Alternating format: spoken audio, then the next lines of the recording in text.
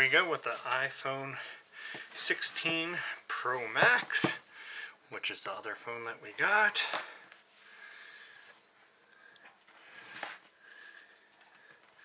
This has not been opened at all, so let's... Pretty normal unboxing. This is the titanium, natural titanium. Love that color. It's silver. All the buttons, I love that brushed look. My favorite part of doing these is always that.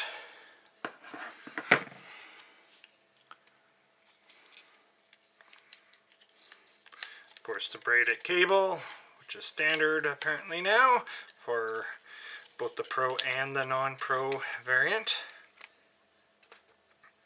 SIM tray stick. That looks gorgeous.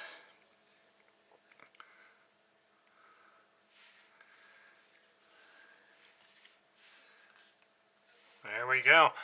There's first unboxing that we've done in a long time, probably the highest quality unboxing that we've done, and I will follow up here in the next week and a half as I do a bit more of an in-depth review on the camera systems and how it all works. Alright, see you guys in the next one.